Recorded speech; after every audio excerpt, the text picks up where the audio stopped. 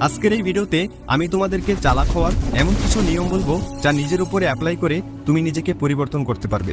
এই নিয়মগুলো তোমাকে বুদ্ধিমান, চালাক ও স্মার্ট বানাবে, যার কারণে মানুষ তোমাকে ভ্যালু বেশি দিবে। নিজের বন্ধুদের ভিতরে অথবা কোনো গ্রুপে যখন তুমি দাঁড়িয়ে থাকবে তখন তোমাকে সবার থেকে আলাদা দেখাবে। তোমাকে মানুষ অনেক লেভেলের সম্মান প্রদর্শন করবে, মানুষ তোমাকে অন্যভাবে ট্রিট করবে।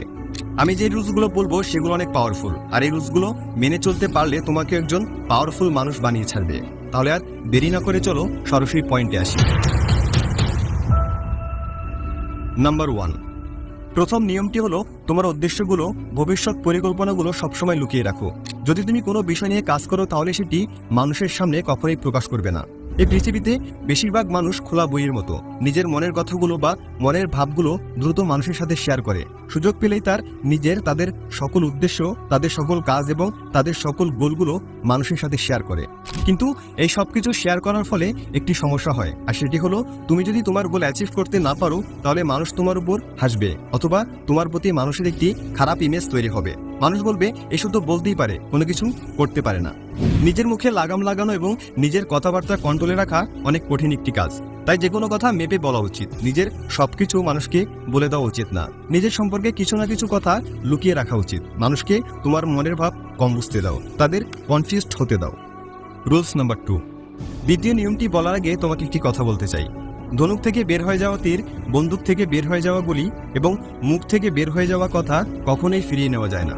আমি অনেক বুদ্ধিমান লোকদের সাথে চলাচল করেছি, তাদের সাথে সময় কাটিয়েছি। তাদের সাথে চলার পর যখন আমি তাদের সম্পর্কে চিন্তা করি তখন একটি কমন জিনিস সকলের মধ্যে দেখতে পাই, আর সেটি হলো কেউ বেশি ফালতু অতিরিক্ত কথা বলে না। যতটুকু প্রয়োজন তারা শুধু ততটুকুই কথা বলে। আর দ্বিতীয় নিয়মটি আমাদের এই কথাটাই বলে, সবসময় প্রয়োজনের চাইতে কম কথা বলো। আমাদের বলা হয়ে থাকে যতটুকু প্রয়োজন ততটুকু কথা বলতে, কিন্তু এই নিয়ম আমাদের শেখায় সবসময় প্রয়োজনের চাইতে কম কথা বলা উচিত। কারণ তুমি যত বেশি কথা বলবে তোমাকে মানুষের সামনে ততই সাধারণ দেখাবে। মানুষকে কখনোই নিজের কথার দ্বারা ইমপ্রেস করার চেষ্টা করবে না, কারণ যখন তুমি প্রয়োজনের চাইতে বেশি কথা বলবে তখন অনেক সম্ভাবনা থাকে তোমার মুখ থেকে ভুল কথা বের হওয়ার। একটা ছোট উদাহরণের মাধ্যমে তোমাকে এই বিষয়টি ক্লিয়ার করে দিতে চাই। একবার এক অপরাধীর ফাঁসি হচ্ছিল।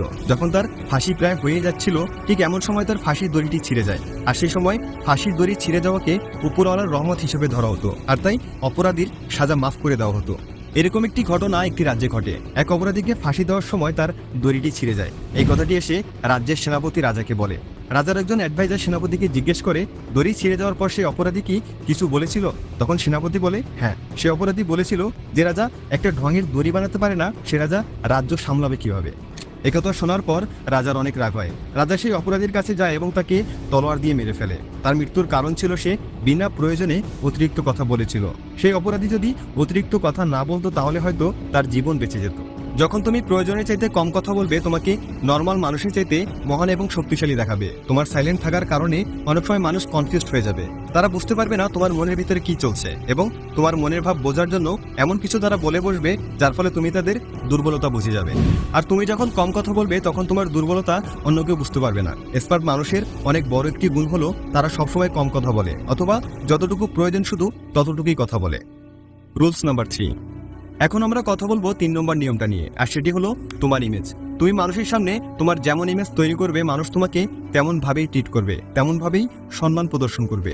তোমার ইমেজ এবং তোমার রেপুটেশন তোমার জীবনের উপর বড় একটি প্রভাব ফেলে। যে কোনো মূল্যে তোমার রেপুটেশন ভালো জায়গায় রাখা উচিত।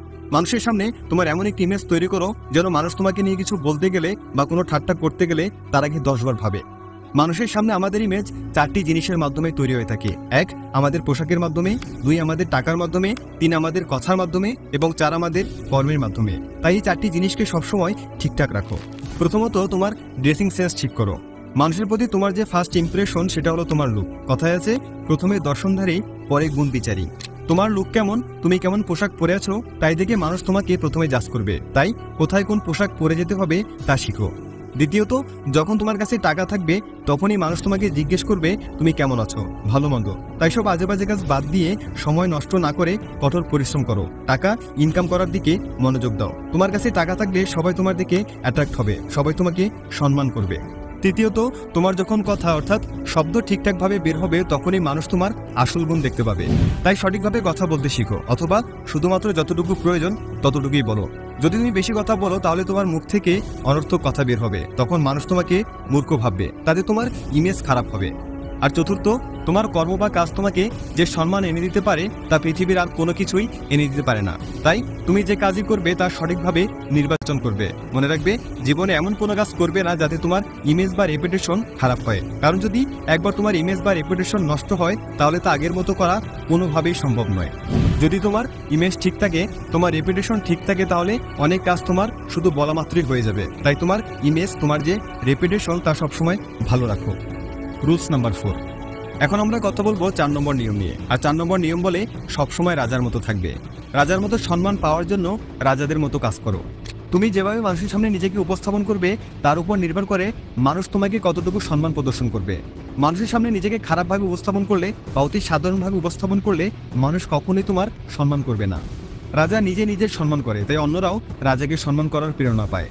আর রাজাদের মতো থাকার মানে এটা না যে তুমি অহংকারী হয়ে যাও। এটার অর্থ হলো তুমি নিজেকে কখনোই কম ভাববে না, তুমি নিজেকে সবচাইতে উপরে রাখবে, রাজাদের মতো মহান কাজ করবে এবং উচ্চ বিচার রাখবে।